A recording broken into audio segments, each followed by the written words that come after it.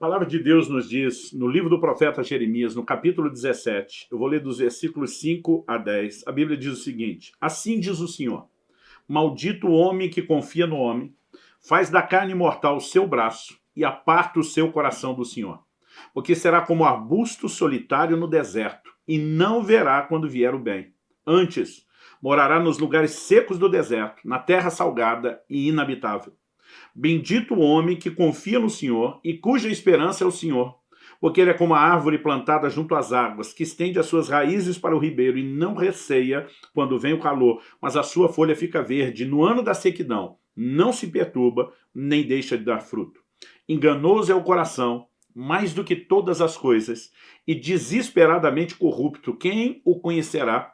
Eu, Senhor, esquadrinho o coração, eu provo os pensamentos, isso para dar a cada um, segundo o seu proceder, segundo o fruto das suas ações. Eu quero compartilhar uma mensagem importante com você, e eu vou intitular aqui de O Homem que Confia no Senhor. É lógico que a Bíblia fala do que confia e do que não, mas nós queremos enfatizar o que confia, despertar aqueles que ajam dessa forma e corrigir aqueles que possam estar se comportando como aquele que não confia, para que isso seja ajustado. O texto nos diz, e é importante que a gente olhe essas declarações aí, como por exemplo do versículo 9 e 10, que o coração é enganoso mais do que todas as coisas, que ninguém pode conhecer, né? Mas que no 10 Deus diz, eu, o Senhor, esquadrinho o coração. Então, embora o homem se engane a respeito do seu coração e do que está nele, o Deus onisciente, o Deus que conhece todas as coisas, que esquadrinha o coração, não é enganado a respeito do que está lá. E o Senhor diz assim, eu provo o coração, esquadrinho o coração, provo os pensamentos, isso para dar a cada um segundo o seu proceder, segundo o fruto das suas ações.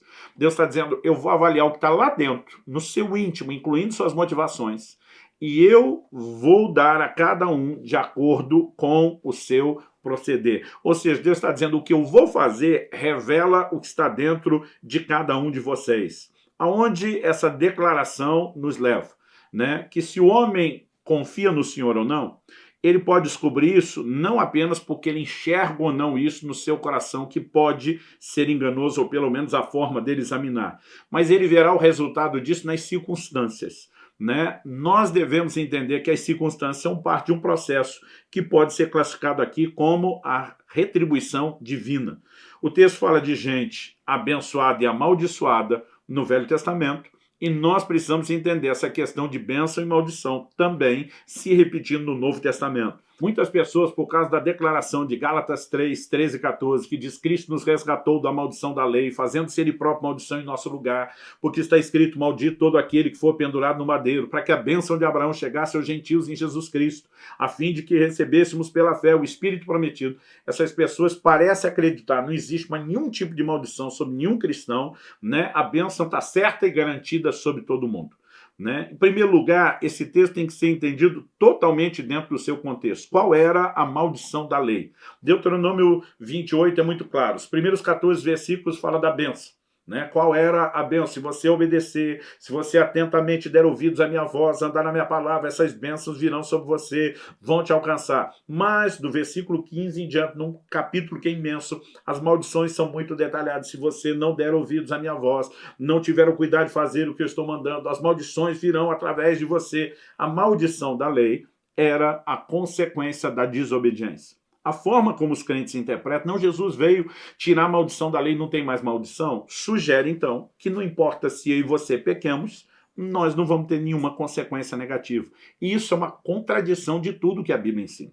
Quando a Bíblia está dizendo que Cristo nos resgatou da maldição da lei, para que a bênção de Abraão, que era a bênção de Abraão. Paulo diz aos Gálatas que quando Deus diz a Abraão, em ti serão benditas todas as famílias da terra, Deus estava pré-anunciando o evangelho a Abraão. A Bíblia está dizendo para que a bênção de Abraão chegasse aos gentios em Jesus, a fim de que nós recebêssemos o Espírito Santo. O Espírito Santo é aquele que trouxe mudança de natureza, que nos trouxe empoderamento na nova aliança para viver a obediência. A maldição da lei era o fruto da desobediência. E ela acabava sendo inevitável, porque o homem não conseguia obedecer. A Bíblia é clara nisso.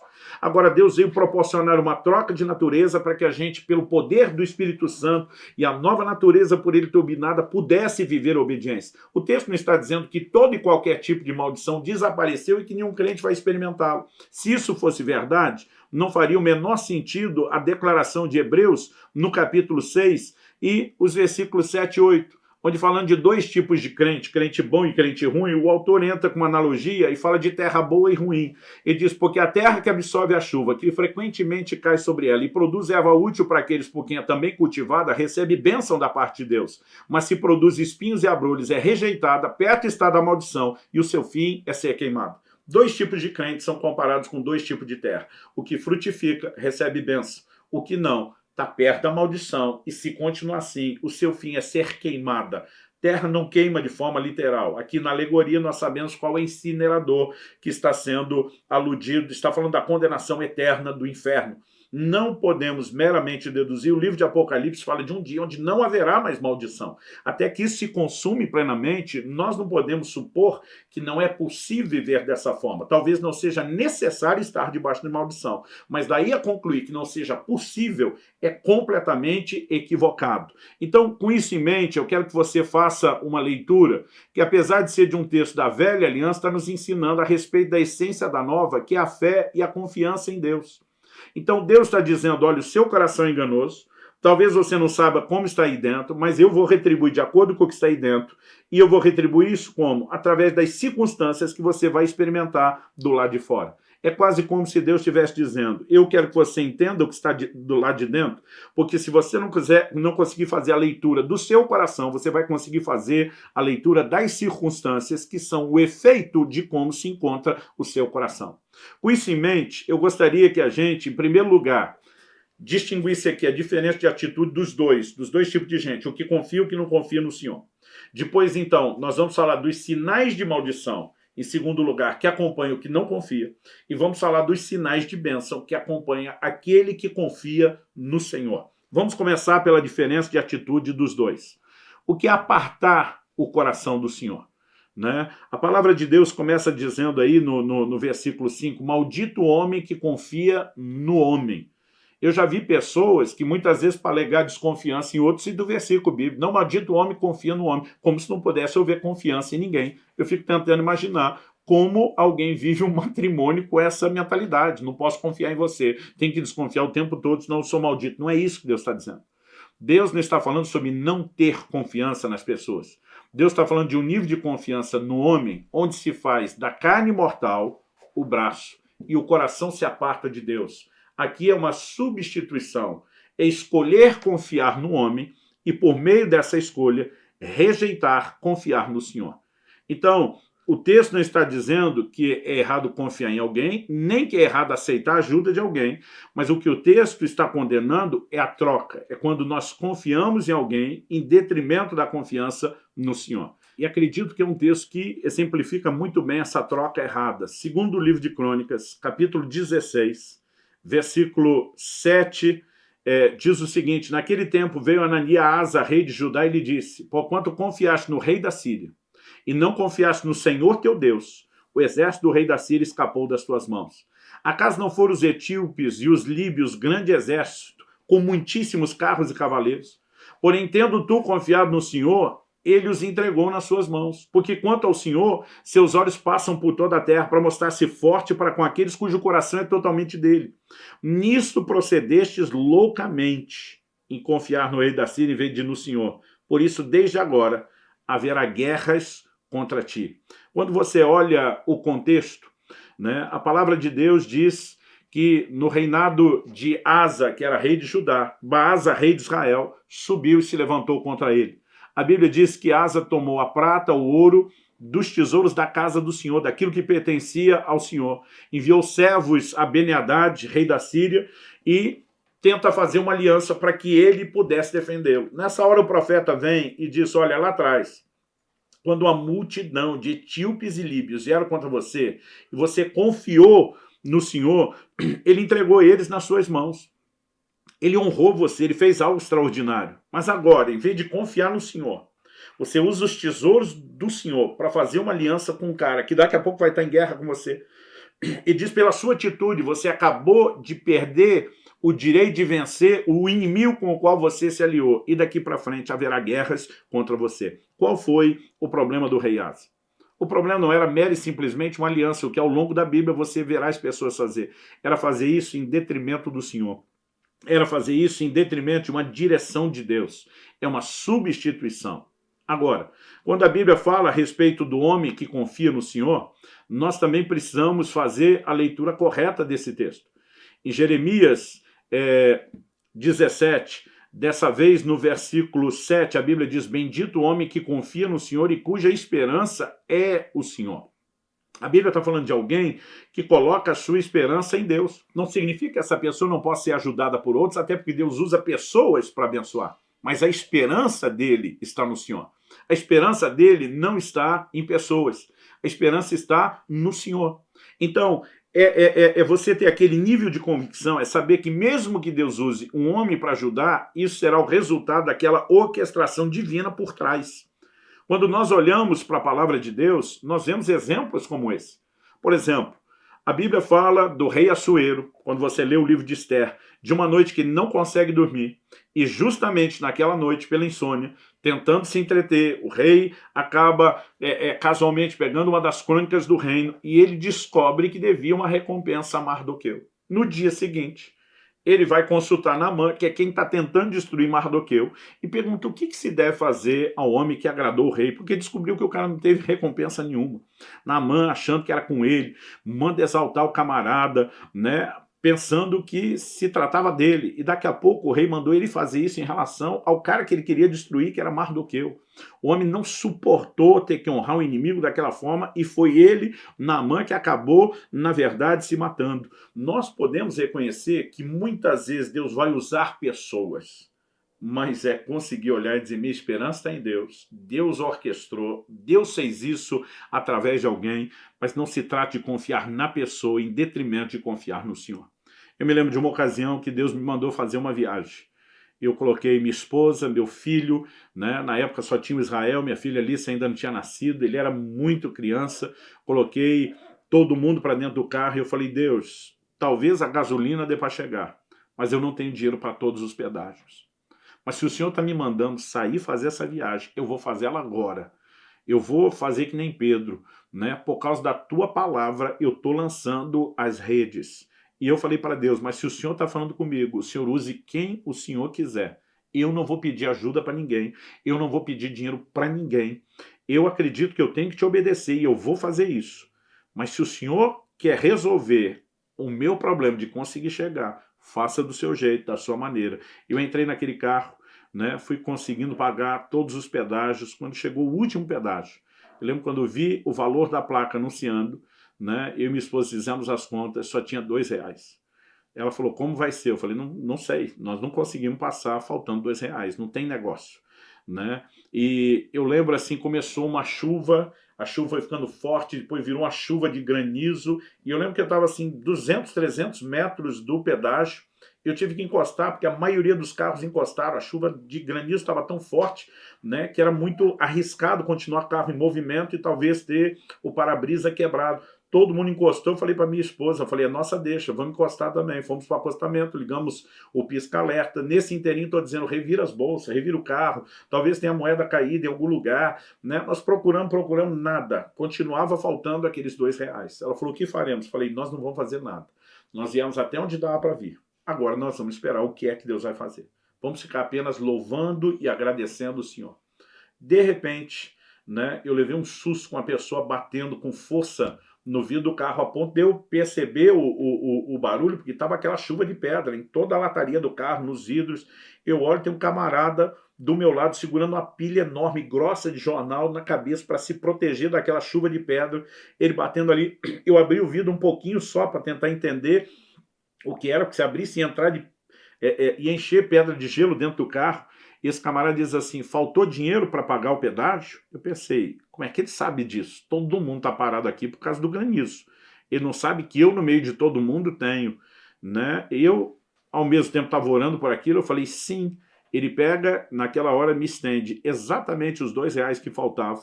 Eu pego da mão dele, ele simplesmente sai correndo. Eu não sei se era um funcionário do pedágio, o que era, né? Se era alguém que tinha parado lá, Mas eu fiquei olhando aquilo para o dinheiro, a minha esposa também, a gente se olhava, ela dizia, está acontecendo isso mesmo? Eu falei, sim, amor, do jeito que a gente acreditou, né? E eu lembro que nós fomos e passamos o pedágio. Agora, já houve momentos de simplesmente pedir ajuda a alguém, sabe? Eu não estou dizendo que de forma alguma a gente não possa ter esse contexto de ter ajuda e nem confiar nos outros, mas é não trocar. E algo que eu tenho aprendido ao longo da caminhada é que nós precisamos fazer do Senhor a nossa esperança. A palavra de Deus declara em Isaías 64, no versículo 4, e isso precisa ser algo que encha o meu e o seu coração. A palavra de Deus diz o seguinte: porque desde a antiguidade não se ouviu, nem com os ouvidos se percebeu, nem com os olhos se viu Deus além de ti, que trabalha para aquele que nele espera. Quando a Bíblia fala daquele que confia no Senhor, né, que faz do Senhor a sua esperança, a Bíblia está falando de alguém que espera no Senhor. E a mesma Bíblia está dizendo que desde a antiguidade não se ouviu, nem com os ouvidos se percebeu, nem com os olhos se viu, um Deus além do nosso, que trabalha para aquele que nele espera. Ou seja, quando eu e você confiamos no Senhor, né, Deus trabalha em nosso favor. Né? Isso é algo que nós não podemos deixar de levar em conta. Isso é algo que nós não podemos, em hipótese alguma, deixar de entender, acreditar e ter como premissa que conduza a nossa vida. Quando o rei Asa, ele simplesmente decide não confiar no Senhor para confiar no rei da Síria, ele fez uma substituição. Agora, a Bíblia fala do rei Ezequias agindo de uma forma completamente diferente. Quando Senaqueribe vem contra ele, né, e faz discursos e ameaças, o posicionamento de Ezequias é o seguinte: ele faz uma declaração assim, sede fortes, eu vou ler 2 Crônicas 32, 7, 8. Ele fala para o povo na porta da cidade: sede fortes e corajosos, não temais nem vos assusteis por causa do rei da Síria, nem por causa de toda a multidão que está com ele. E diz, porque há um conosco maior do que o que está com ele. Com ele está o braço da carne. Em outras palavras, tem muita gente naquele exército, sim, mas ele está sendo ajudado pelos homens. E diz, conosco o Senhor nosso Deus, para nos ajudar e para guerrear nossas guerras. A Bíblia diz, o povo cobrou ânimo com as palavras de Ezequias, rei de Judá. Ele, junto com Isaías, estende a carta de ameaça de Senaqueribe no templo do Senhor. E diz, olha, Senhor, para essas ameaças. Ele está dizendo, nós confiamos no Senhor, nós cremos no Senhor. A Bíblia diz, naquela noite, o Senhor enviou um anjo, um só, no arraial do inimigo, né? E que derrubou mais de 180 mil do exército inimigo. Sabe, nós precisamos entender o poder do que é confiar no Senhor e fazer do Senhor a nossa esperança, mas ao mesmo tempo precisamos entender o impacto e o efeito negativo de não confiarmos no Senhor, né? Nos apartando o coração do Senhor para fazer da carne o nosso braço. Esse é um grande erro. Agora, depois de falar da diferença dos dois, do que confia e do que não confia no Senhor, vamos avaliar os sinais que evidenciam se há ou não confiança. Primeiro, os sinais da maldição na vida do que não confia, e depois vamos ver os sinais da bênção na vida daquele que confia. Então, voltando ao texto de Jeremias, capítulo 17, quando a Bíblia fala a respeito do homem que confia no homem, faz da carne mortal seu braço, aparte seu coração do Senhor, o versículo 6 de Jeremias 17 diz, porque será como arbusto solitário no deserto. Não verá quando vier o bem, antes morará nos lugares secos do deserto, na terra salgada e inabitável. Então vamos fazer aqui uma divisão. Primeiro lugar, será um arbusto solitário no deserto. Segundo lugar, não verá quando vier o bem. Terceiro lugar, morará nos lugares secos do deserto, em terra salgada e inabitável. Vamos olhar cada um desses detalhes. Arbusto solitário no deserto. O senso de solidão, de estar desamparado, sozinho, abandonado, pertence a quem não confia no Senhor. Porque o que confia, ele sabe que não será desamparado por Deus. No Salmo 27, 10, Davi diz, ainda que meu pai e minha mãe me desamparem, o Senhor me acolherá. Isaías 49, né, nos traz uma mensagem tremenda a respeito do compromisso de Deus conosco, do seu amor conosco, a ponto de jamais nos abandonar. E Deus, para falar disso, usa a figura da mãe. Ele diz assim, verso 14, mas Sião diz, o Senhor me desamparou, o Senhor se esqueceu de mim. Na sequência, vem a pergunta de Deus, verso 15. Acaso pode uma mulher esquecer-se do filho que ainda mama, de sorte que não se compadeça do filho do seu ventre? Mas ainda que essa viesse a se esquecer dele, eu, todavia, não me esquecerei de ti. Deus está dizendo, olha, Assim como a mãe não esquece do filho. Ele falou, apesar que vez ou outra pode aparecer uma mãe desnaturada, Deus está dizendo, eu não me esqueço. Mas qual o contexto dessa afirmação? Deus está dizendo, Sião diz, o Senhor me desamparou, o Senhor se esqueceu de mim.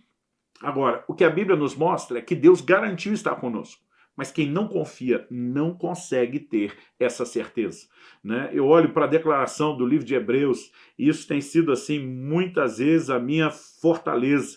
Hebreus capítulo 13, versos 5 e 6, né? O final do verso 13 diz, porque ele tem dito, de maneira alguma te deixarei, nunca jamais te abandonarei. Assim afirmemos confiantemente, o Senhor é o meu auxílio, não temerei, que me poderá fazer o homem. Algo interessante é que na metade do verso 5 a Bíblia diz, ele tem dito, vai falar o que Deus falou. O que é que Deus falou? De maneira alguma te deixarei, nunca jamais te abandonarei. Agora, se Deus disse isso, e eu confio no que Deus falou, o que é que eu falo? O verso 6 diz assim, assim afirmemos. Agora vem a nossa confissão em cima da declaração de Deus. Assim afirmemos confiantemente, o Senhor é meu auxílio, não temerei, que me poderá fazer o homem. Porque o que confia no que Deus falou, ele sabe que nunca será desamparado. Mas quem não consegue se mover em fé, o tempo todo está como Sião, dizendo, o Senhor me desamparou, Deus me deixou, Deus me abandonou. Isso é um sinal, né? O senso de arbusto solitário no deserto é um sinal de que não há confiança no coração. A segunda coisa, o texto diz, não verá quando vier o bem.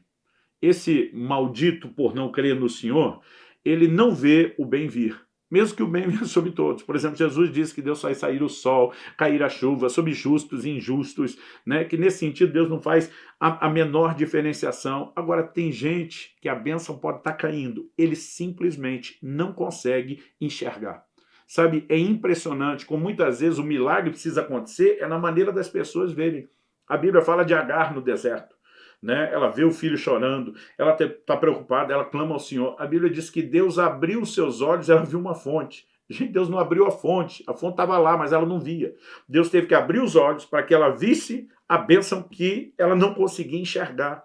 Nós precisamos entender que muita gente está presa nesse lugar. Um sinal evidente na vida de quem não confia em Deus é a murmuração. O tempo todo ele reclama, tudo parece ruim, até mesmo quando coisas boas acontecem, diferente de quem confia, que está louvando mesmo quando tudo está ruim, né? Porque tudo é uma questão de ótica e perspectiva. Onde não existe confiança, as pessoas não conseguem ver o bem. Quando você olha para aquela geração que saiu do Egito, e Deus o tempo todo fala que eles não entraram na terra prometida por causa da incredulidade. Como se expressava a incredulidade deles? Deus os tira com mão forte, né, com sinais, prodígios e milagres no Egito. Daqui a pouco esse povo está dizendo, não, mas o faraó está vindo atrás da gente, vai nos matar. Deus nos tirou de lá para a gente morrer pela mão dos egípcios depois. Que sentido faz Deus ter feito tudo aquilo para depois aparentemente abandoná-los?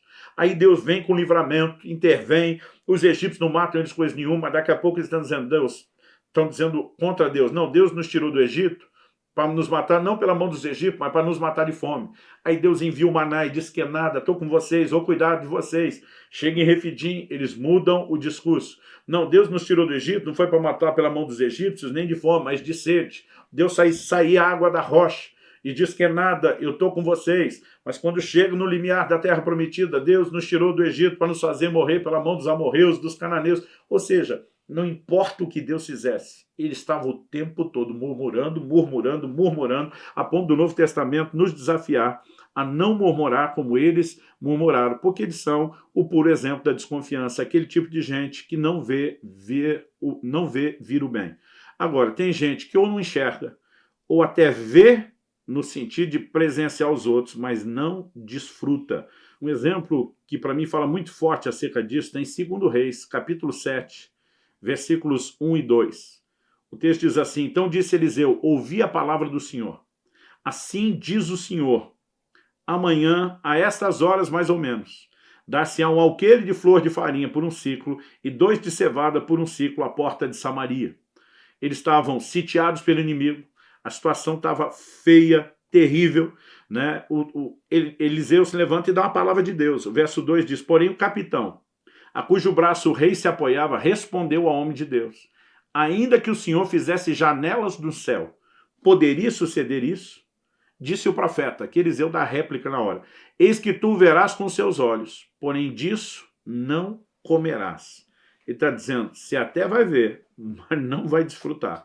O verso 16 diz o seguinte, né, que alguns leprosos estavam do lado de fora, descobriram, né, que os sírios, o inimigo, abandonou, largou todo o acampamento, roupa, arma, todo mundo tinha fugido, ninguém sabia o que aconteceu. O verso 16 diz, então saiu o povo e saqueou o arraial dos sírios.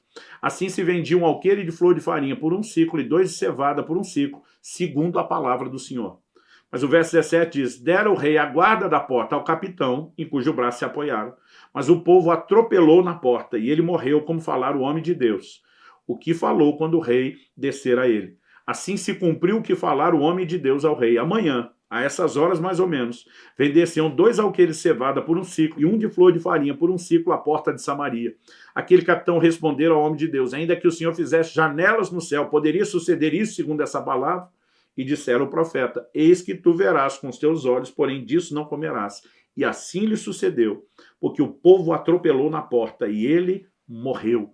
Deus estava trazendo solução. Aquele camarada diz, mas nem Deus pode fazer esse tipo de coisa. Eliseu falou, você vai ver, mas é só um ver que você está errado, que Deus está certo, sem poder desfrutar. Então, quando a Bíblia diz, não verá quando vier o bem, não é apenas enxergar ou não enxergar, mas no final das contas tem a ver com desfrutar aquilo que Deus faz. E o terceiro sinal da maldição na vida de quem não confia, a Bíblia diz, morará nos lugares secos do deserto, terra salgada e inabitável.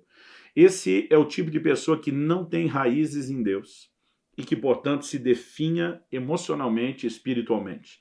Daqui a pouco, né, nós vamos falar dos sinais da bênção. Um deles é que é como árvore plantada junto ao ribeiro, cujas raízes, né, se estendem para a água, e essa é a grande diferença entre o que mora perto do ribeiro, né, e o que mora nos lugares desertos, em terra salgada, inabitável. Ele não tem raízes, ele não tem vida, né? Sua vida se definha emocional, espiritualmente, tem vida seca. Tem pessoas que dizem, não sei dizer se eu tenho uma grande fé em Deus ou não. Eu digo, dá uma olhada à sua volta. Descubra como você está vivendo. Porque se o seu coração estiver te enganando, Deus está gritando do lado de fora, por meio das circunstâncias, para que você enxergue aonde você está e possa mudar e consertar isso. Mas vamos aqui no ponto que eu quero encorajar você a abraçar e viver, que são os sinais da bênção na vida daquele que confia em Deus. Então nós também temos aqui 3 declarações, né, que são feitas aqui a partir do livro do profeta Jeremias. Então, em Jeremias capítulo 17, que é o texto que nós estamos usando aqui como ponto de partida na nossa meditação, o verso 7 diz, bendito o homem que confia no Senhor e cuja esperança é o Senhor. O 8 diz, porque ele é como árvore plantada junto às águas, que estende as suas raízes para o ribeiro, não receia quando vem o calor, mas a sua folha fica verde, e no ano de sequidão não se perturba, nem deixa de dar fruto. Bom, primeira característica, árvore plantada junto às águas, que estende as raízes para o ribeiro. Quem confia no Senhor tem raízes em Deus. Nós precisamos entender essa verdade. O apóstolo Paulo ensinou isso. Em Filipenses, no capítulo 4, ele diz no versículo 11, eu aprendi a viver contente em toda e qualquer situação. Né? Essa capacidade de viver contente em qualquer situação não é automático na vida de um crente. Né? Isso é resultado de aprendizado, de maturidade, de entendimento da palavra, de decidir aplicar princípios, porque nossa alegria não tem que ser determinada pelas circunstâncias. No verso 12 ele diz, tanto ser estar humilhado como também ser honrado, de tudo em toda circunstância já tem experiência, tanto de fartura como de fome, assim de abundância como escassez. Como, Paulo, você consegue isso? No verso 13 ele diz, tudo posso naquele que me fortalece. Tudo posso na cabeça de alguns é posso fazer, posso realizar, mas o contexto aqui eu posso suportar. Em outras palavras, Paulo está dizendo, eu aguento qualquer circunstância boa ou ruim, porque o meu humor não é determinado por aquilo que eu enfrento, passo ou vivo. Minha força vem de Deus, meu humor vem de Deus, minhas raízes estão em Deus. Ele está dizendo, eu não vivo pelas circunstâncias, eu me alimento de Deus, eu me fortaleço de Deus. E sabe, quando nós começamos a nos mover assim, isso é sinal de que nós entendemos o que significa confiança. Confiança está em forças do Senhor. A segunda característica, não receia quando vem o calor, mas sua folha fica verde. Né? Dependendo do calor, isso vai abater a árvore, mas uma árvore que tem raiz junto às águas, o calor pode estar comendo lá de fora com toda a força, né, que for, ele está conseguindo, né, o que vem lá das suas raízes para que as suas folhas permaneçam verdes. Talvez seja uma temporada árida, talvez seja uma temporada sem chuva, mas pode não estar caindo chuva sobre a árvore. A raiz está tocando as águas, está tocando a umidade necessária. Eu acredito que o comportamento de quem confia no Senhor não combina com as circunstâncias. Enquanto tem muita gente envergando, definhando, aquele confia no Senhor, a folhagem está verde, a turma olha e diz, mas nem parece que está em seca. Esse camarada vai dizer seca do lado de fora, da minha raiz tem água. Sabe? E nós precisamos entender isso. Paulo e Silas na prisão, em Filipos, é um exemplo disso. Os caras foram açoitados, estão com os pés pendurados no tronco, ninguém tratou deles, muito crente estaria choramingando. Os dois estão cantando, né? Orando, cantando louvores. O cântico de Abacuque nos comunica a mesma verdade, ainda que a figueira não floresça, que o produto da oliveira minta, que não haja fruto na vide, que os campos não produzam mantimento, que o rebanho esteja exterminado da malhada, que nos currais não haja gado. O profeta diz, todavia eu me alegrarei no Senhor e exultarei no Deus da minha salvação. Ele faz os meus pés como os da costa, ele me faz andar nos meus lugares altos. Agora, ao fazer essa declaração, me alegrarei no Senhor, e passar a dizer, ele faz os meus pés como os da costa, ele agora está citando um salmo, né, que já era parte da escritura da sua época. Ele está dizendo, eu não estou nem aí para as circunstâncias, eu vou me alegrar em Deus, porque eu estou me agarrando à palavra, aquilo que Deus fala a meu respeito. Quando eu olho para Abraão, que é apresentado como pai da fé, né? Romanos capítulo 4 diz que nós temos que andar nas mesmas pisadas de fé de Abraão, ou seja, a Bíblia está dizendo que a fé dele foi exemplar, é uma fé para ser imitada. A Bíblia nos apresenta um comportamento de gente, né, cujas folhas estavam verdes, independente do quão árida a coisa tivesse do lado de fora.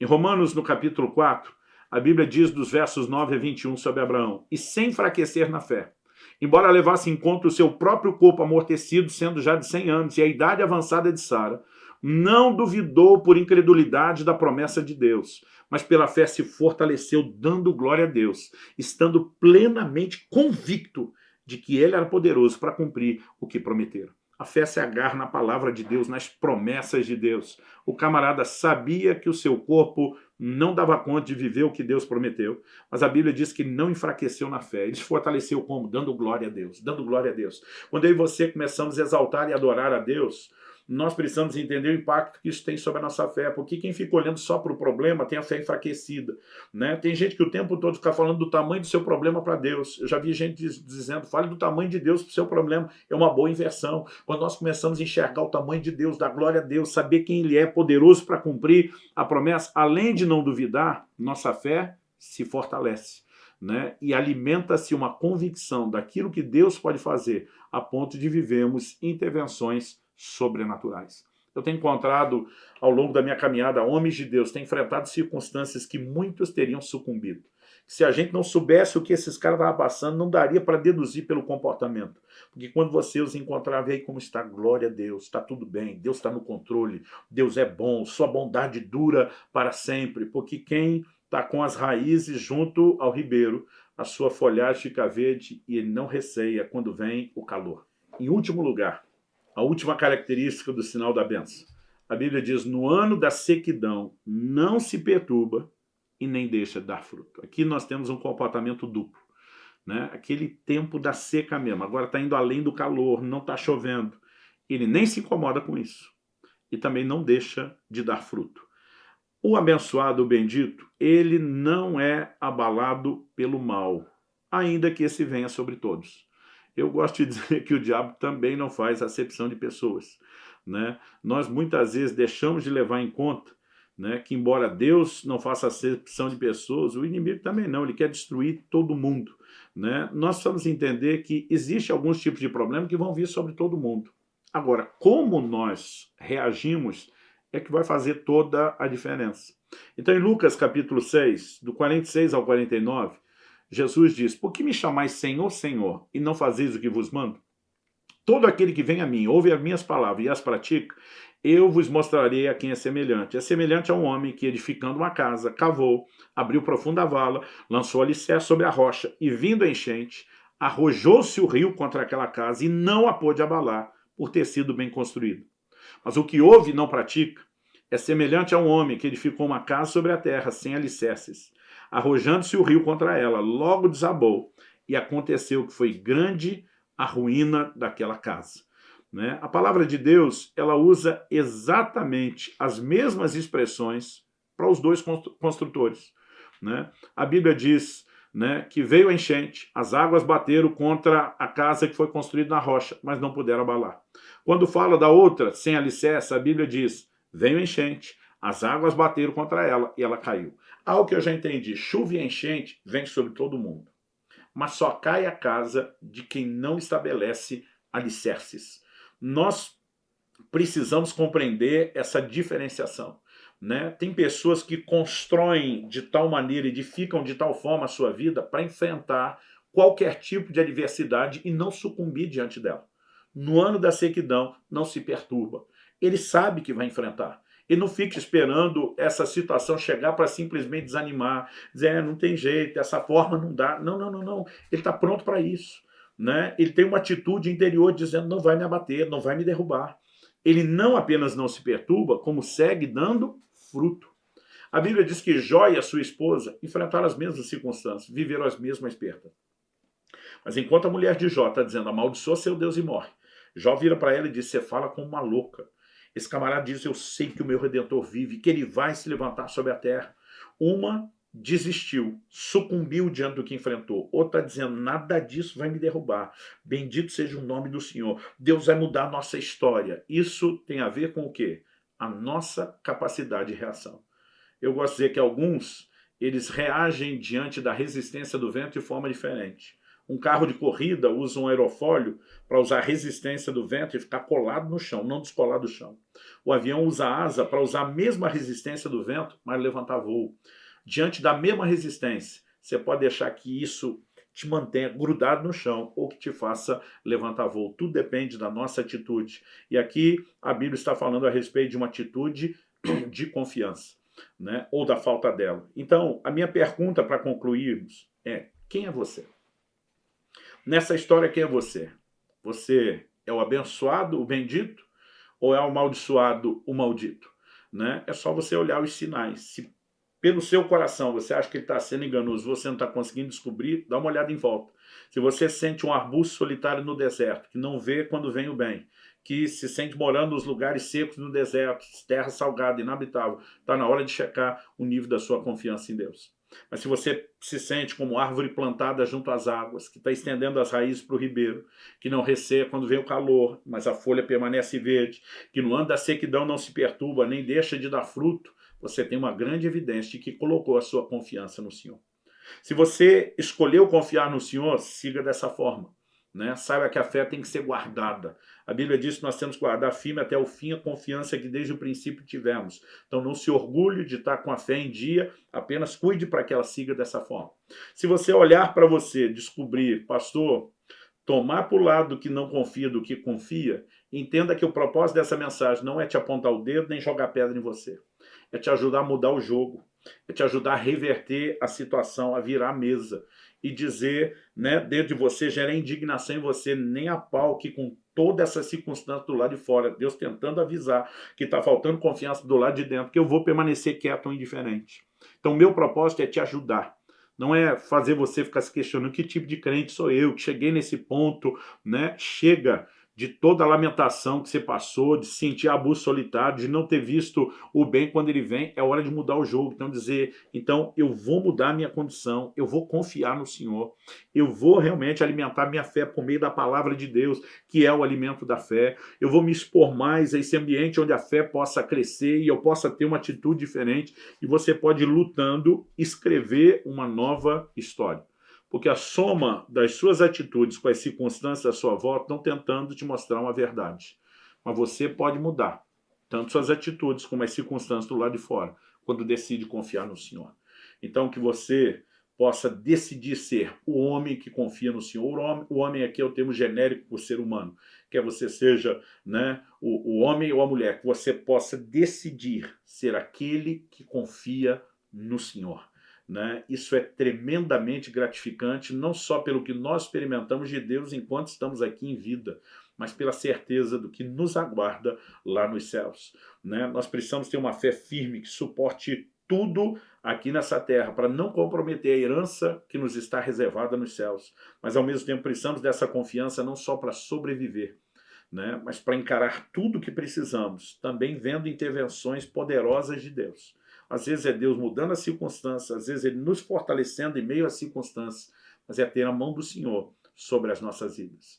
Que o Senhor possa usar essa palavra, né? E que o Espírito Santo, de uma forma personalizada, possa expor o que talvez o coração enganoso não pôde mostrar, aonde você está. E que isso seja o fator decisivo, né? Que te leve a uma decisão de como as coisas serão daqui para frente. Se já está confiando no Senhor, que confie cada vez mais. Se não, que você passe a crescer. E... Sky, with your colors, let our spirits fly. In the morning breeze, where dreams begin. In your embrace, a new day will win. So rise with me, in the dawn's embrace. Where the sea meets the sky in perfect grace. In the sunrise over the sea, let us be forever free, forever we'll see.